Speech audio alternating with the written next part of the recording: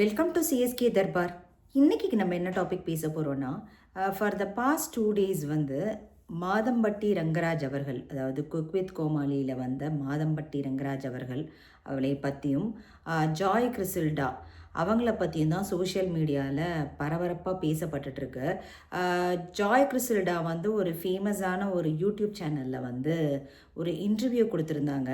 அதை தொடர்ந்து தான் இந்த டாபிக் ரொம்ப பேசு பொருளாக ஆயிடுச்சு. ஸோ நம்ம அதை பற்றி தான் டிஸ்கஸ் பண்ண போகிறோம். ஜாய் கிறிஸ்டல்டா என்ன சொல்லியிருந்தாங்கன்னா, நிறைய ஆதாரங்களோட பேசியிருந்தாங்க.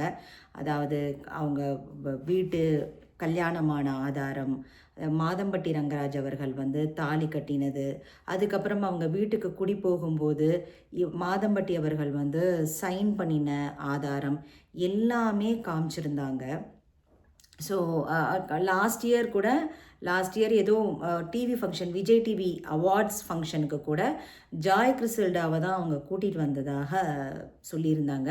இந்த வருஷம் அதே விஜய் டிவி அவார்ட்ஸுக்கு ஸ்ருதி, அதாவது அவங்களோட மனைவி, அவங்க தான் மனைவி, அவங்கள கூட்டிகிட்டு போனதாக சொன்னாங்க. ஸோ இதை தொடர்ந்து தான் 2 நாளாக எல்லா இடத்துலையும் சோஷியல் மீடியா பூரா பரபரப்பாக பேசப்பட்டுருக்கு.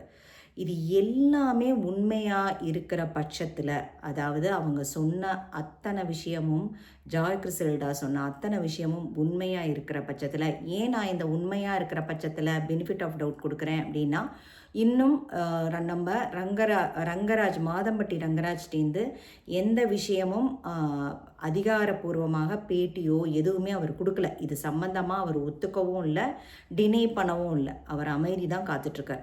அதனால இந்த வார்த்தையை நான் யூஸ் பண்ணுறேன். பட்சத்தில் ஃபஸ்ட்டு நம்ம ப்ளேம் பண்ண வேண்டியது ரங்கராஜ் அவர்களை தான். ஏன்னா அவர் 4 பேர்த்துக்கு பொறுப்பு. ஆக்சுவலாக மன உளைச்சல் 4 பேர்த்துக்கு கொடுத்துருக்காங்க. ஒன்று, ஃபஸ்ட்டு அவங்களோட மனைவி, ஃபஸ்ட்டு மனைவின்லாம் நான் சொல்ல மாட்டேன், ஏன்னா அவங்க தான் டில் டேட் அவங்க தான் மனைவி. ஏன்னா அவங்க டைவர்ஸ் பண்ணலை, ஃபஸ்ட்டு மனைவின்னு சொல்கிறதுக்கு டைவர்ஸ் பண்ணலை அவர். ஸோ அவங்க தான் மனைவி. அவங்களோட மனைவி இந்த மாதிரி அவர் வேறு ஒரு ரிலேஷன்ஷிப்பில் இருக்கும்போது எவ்வளோ மன உளைச்சலாக இருந்திருப்பாங்க. ஸோ அவங்களோட மன உளைச்சலுக்கு காரணம், அவங்களுக்கு 2 குழந்தைங்க இருக்குது. இந்த 2 குழந்தைங்க எவ்வளோ மன உளைச்சல், ஸ்கூலுக்கு போகிற குழந்தைங்க எவ்வளோ கஷ்டப்பட்டிருப்பாங்க அப்பா இந்த மாதிரினா. அதுவும் 3வது, ஜாய் கிறிசில்டாவில் ஒன்றுமே தெரியாத வளர்கிற அந்த குழந்தை, இப்போ அவங்களுக்கு 8 மாதமோ என்னமோன்னு சொல்கிறாங்க. அந்த குழந்தை வெளியில் வந்ததுன்னா அதுவும் எவ்வளோ மன உளைச்சலுக்கு ஆகலாகும். இன்னும் வெளியிலேயே வரலை அந்த குழந்தை. அந்த குழந்தை, நான் மித்தபடி ஜாய் கிறிசில்டாவை இதில் அவங்க மன உளைச்சல், எஸ் அவங்களும் மன உளைச்சலாக தான் இருக்காங்க. பட் ஆனால் நான் அவங்கள இதில் சேர்க்க போகிறது கிடையாது. ஏன்றது ரீசனை நான் சொல்கிறேன். கட்டாயம் அவங்களும் ப்ரெக்னன்சி சமயத்தில் அவங்களுக்கும் இந்த மன உளைச்சல் தேவை இல்லை தான். பட் ஆனால் இது அவங்களாகவே தேடிக்கிட்டது அப்படிங்கிறது தான் என்னால் சொல்ல முடியும். ஸோ முதல்ல நம்ம மாதம்பட்டி ரங்கராஜ் அவர்களை பற்றி பேசுவோம். ஒருவேளை இது உண்மையாக இருக்கிற பட்சத்தில், திருப்பி நான் சொல்கிறேன், ஏன்னா இது இன்னும் அதிகாரப்பூர்வமாக தெரியல நமக்கு பட்சத்தில், அவர் தான் இது அத்தனைக்குமே ப்ளேம் எடுத்துக்கணும். ஏன்னா எவ்வளோ மன உளைச்சல், எவ்வளோ நீங்கள் கட்டாயம் கல்யாணம், 2வது கல்யாணம் பண்ணிக்கிறதுலையோ, இல்லை உங்களுக்கு வேறு ஒரு பொண்ணை பிடிச்சிருக்குன்னா கல்யாணம் பண்ணிக்கிறதுலையோ, அதுக்கு நான் எதிராலாம் இல்லை. யார் கூட வேணால் நீங்கள் லிவ் இன் ரிலேஷன்ஷிப்பில் இருங்க, இல்லை கல்யாணம் பண்ணிக்கோங்க, என்ன வேணால் பண்ணிக்கோங்க. டைவர்ஸ் அது ப்ராப்பராக டைவர்ஸ் ஒரு க்ளோஷரை கொடுத்துட்டு தான் நீங்கள் அதை பண்ணணும். இது எல்லாத்தையும் நடுவில் விட்டு இந்த பொண்ணுக்கும் ஹோப்பை கொடுத்து, செகண்ட் அந்த ஜாய் கிறிசில்டாவுக்கும் ஹோப்பை கொடுத்து, அவங்களும் நட்டாத்தில் நின்று, இது ரைட் கிடையாதுங்க. நீங்கள் இல்லாட்டினா பேட்டியில் இது எல்லாமே என் மேலே வச்ச குற்றச்சாட்டு எல்லாமே தப்புன்னு சொல்லுங்கள். ஏன்னா நீங்கள் குக் வித் கோமாளியில் ஜட்ஜாக இருக்கீங்க. உங்களை நாங்கள் ரெஸ்பெக்டபிள், நான்லாம் குக் வித் கோமாளிலாம் ரொம்ப ரசித்து பார்க்குறவ, ரெஸ்பெக்டபிள் பொசிஷனில் நீங்கள் இருக்கீங்க. நீங்கள் அதே மாதிரி அவ்வளோ குக்கிங், கல்யாணத்துக்கு தான் நீங்கள் குக்கிங்கே பண்ணுறீங்கங்கும்போது அது உங்களோட பேரே இது தப்பாக, ஒருவேளை அவங்க சொல்கிறது தப்பாக இருந்ததுன்னா நீங்கள் வெளியில் பேசணும். ஏன்னா நீங்கள் கல்யாணத்துக்கெல்லாம் கொடுக்குறீங்க. ஸோ நீங்கள் கல்யாணத்தெல்லாம் உங்களை நம்பி கொடுக்குறாங்கங்கும்போது நீங்கள் அதுக்கும் ப்ரொஃபஷனுக்கும் இதுக்கும் சம்மந்தம் இல்லை, அதுவும் நான் சொல்லிக்கிறேன். ப்ரொஃபஷன் கல்யாணத்துக்கு சமைக்கிறது வேறு, இது வேறு தான். இருந்தாலும் அது ஒன்று இருக்குது. ஏன்னா நீங்கள் பப்ளிக் ஃபிகராக இருக்கிறதுனால இது எல்லாமே வெளியில் வருது. அது ஒன்று. 2வது, ஜாய் கிறிசல்டா வந்து நிறைய விஷயங்கள் பற்றி பேசியிருந்தாங்க. பாவமாக இருந்தது ஆக்சுவலாக. பட் ஆனால் எந்த விதத்துலேயும் உங்களுக்கு சப்போர்ட்டே பண்ண முடியாது. ஏன்னா நீங்கள் வந்து அந்த பேட்டியில் வந்து ஸ்ருதி வந்து கேட்டிருக்கலாம்ல, சொல்லியிருக்கலாம்லன்னு. எப்படிங்க கேட்பாங்க? அவங்களே மன உளைச்சலில் இருப்பாங்கங்க. உங்கள்கிட்ட வந்து நான் தப்புன்னு அவங்க தப்புன்னு போராடிட்டு தான் இருந்திருப்பாங்க. எந்த ஒரு ஒய்ஃபுக்குமே தான் ஹஸ்பண்ட் வந்து இன்னொரு பொண்ணு கூட போகும்போது தப்புன்னு பரவாயில்ல போயிட்டு வரட்டும் அப்படின்னு சொல்லுவாங்களா? யாருமே சொல்ல மாட்டாங்கங்க. அவங்களுமே போராடியிருப்பாங்க. அவங்களும் தப்பு அவங்க சம்டைம்ஸ் சில பேர் வந்து பேசவே மாட்டாங்கங்க. சில பேர் அமைதியாகவே இருந்துருவாங்க அவங்க லைஃப்பில். அந்த மாதிரி ஒரு கேரக்டரோ என்னவோ நமக்கு எப்படி தெரியும் ஸ்ருதியை பற்றி? ஸோ அது வந்து அவங்க கேட்டிருக்கலாம் அப்படின்னு நீங்கள் அந்த வார்த்தையை சொன்னதுனால நான் அதை சொல்கிறேன். கட்டாயம் உங்களை மேலே எனக்கு பரிதாபமாக தான் இருக்குது. ஏன்னா ப்ரெக்னெண்ட்டாக இருக்கும்போது இவ்வளோ மன உளைச்சல் தேவையில்லை தான். ஆனால் நீங்கள் ஸ்ருதி ஃபஸ்ட்டு ஒய்ஃபுன்னு கூட சொல்ல முடியாது. அவங்க தான் லீகல் ஒய்ஃப். ஸோ அவங்க வந்துட்டு ஃபஸ்ட்டு ஒய்ஃபுன்னு எப்போ சொல்லலாம்னா டைவர்ஸ் ஆச்சுனாக்கா சொல்லலாம். ஆனால் அவங்க தான் இப்போ வரைக்கும் டில் டேட் ஒய்ஃபு. ஸோ அது நம்ம சொல்லவே முடியாது. மோரோவர் எப்படிங்க நீங்கள் வந்து ஒரு டைவர்ஸ் யார் வேணால் இந்த காலத்தில் எல்லாத்துக்குமே ஒன்று சொல்லிக்க விரும்புகிறேன். டைவர்ஸ் ஆகாமல் நீங்கள் வந்து ரிலேஷன்ஷிப்பில் இருந்தீங்கனாலோ இல்லை குழந்தை பெற்றுக்கிட்டிங்கனாலோ அது செல்லாது. டைவர்ஸ் லீகலாக வாங்கணும். லீகலாக அவர் ஒருவேளை மாதம்பட்டி வாங்கியிருந்தா வச்சுக்கோங்களேன், அதெல்லாம் வந்து கொஷினே கிடையாது. நீங்கள் உங்களுக்கு எல்லா ரைட்ஸும் உண்டு. ஆர்கியூ பண்ணுறதுக்கு இது பண்ணுறது.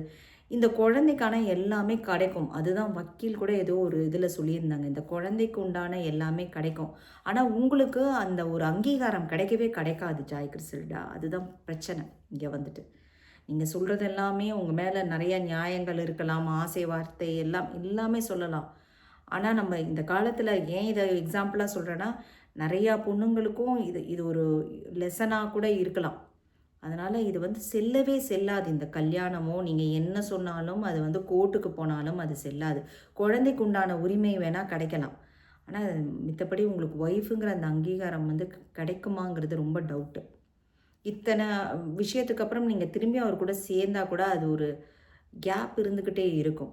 ஸோ இதில் 2 பேருமே நான் ஈக்குவல் அது ஜாய் கிறிசல்டாவை மட்டுமே ப்ளேம் பண்ணுறதில்ல. இது வந்து எனக்கு சரியாக படலை. ஈக்குவலி ரெஸ்பான்சிபிள் வந்துட்டு மாதம்பட்டி அவர்கள் தான். ஏன்னா அத்தனை பேர்த்தோட லைஃபுக்கும் அவர் ரெஸ்பான்சிபிள். கிட்டத்தட்ட 4 பேர். நான் இதில் ஜாய் கிறிசல்டாவை சேர்க்க போகிறது கிடையாது. ஸ்ருதி, அவங்க 2 குழந்தைங்க, அந்த வயிற்றில் ஜாய் கிறிசல்டாவில் வளர்கிற அந்த குழந்தை என்ன பாவம் பண்ணிச்சு? எனக்கு அது ரொம்ப ஒரு கேள்வியாக இருக்குது. உங்களுக்கு மேபி மாற்று கருத்து இருக்கலாம்.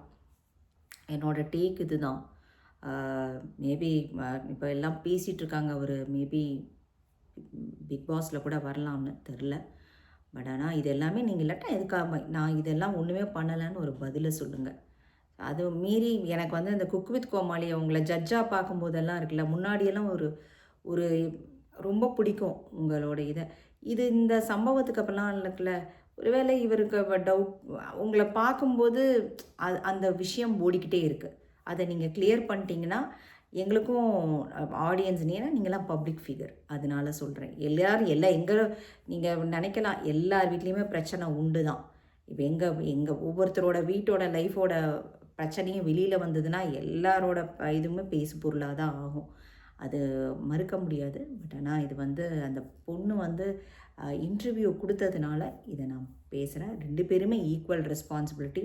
இவங்க ஏன் வந்து இந்த மாதிரி டைவர்ஸ் ஆகாமல் மாதம்பட்டி ரங்கராஜுக்கு டைவர்ஸ் ஆகாமல் இவங்க ஏன் வந்து 2வது கல்யாணம் நினச்சிக்கிட்டு ஒன்று பண்ணினாங்கன்னு தெரியாது. அது செல்லவே செல்லாதுங்கிறது தெரிஞ்சும் ஏன் அவங்க வந்து ரிலேஷன்ஷிப்லேருந்து குழந்தை பெற்றுக்கிட்டாங்க அவரை நம்பிங்கிறதும் எனக்கு தெரியலை. இதெல்லாம் வந்து ஒரு பாடமாக நம்ம எடுத்துக்கணும். டைவர்ஸ் இருந்ததுன்னா அது வேறு விஷயங்க. இப்போல்லாம் அது ரொம்ப ப்ராப்பரான டைவர்ஸ் பேப்பர்ஸ் இருந்ததுன்னா 100% நீங்கள் ப்ரொசீட் பண்ணலாம் உங்களோட இதில் வந்துட்டு. அப்போ வந்து நீங்கள் லீகலாக போராடும் போதும் உங்களுக்கு வந்து அத்தனை அதிகாரமும் இருக்குது. இப்போ உங்களுக்கு சப்போர்ட் கூட பண்ண முடியாத நிலமையில எல்லாருமே இருப்பாங்க. கட்டாயம் அந்த குழந்தைக்கு வந்து நானுமே பாவம், அந்த குழந்தை என்ன பண்ணும்? இவர் வந்து கட்டாயம் இவர் தான் ரெஸ்பான்சிபிள் எடுத்து ஒரு கரெக்டான ப்ராப்பராக பண்ணணும். இதில் முதல் வந்துட்டு ஆன்சர் பண்ண வேண்டியது வந்து மாதம்பட்டி ரங்கராஜ் அவர்கள் தான். ஏன்னா நீங்கள் ஜட்ஜாக இருக்கீங்க, எல்லாமே இருக்கீங்க. ஆன்சர் பண்ணுங்கள் மாதம்பட்டி ரங்கராஜ் அவர்கள். Thank you so much.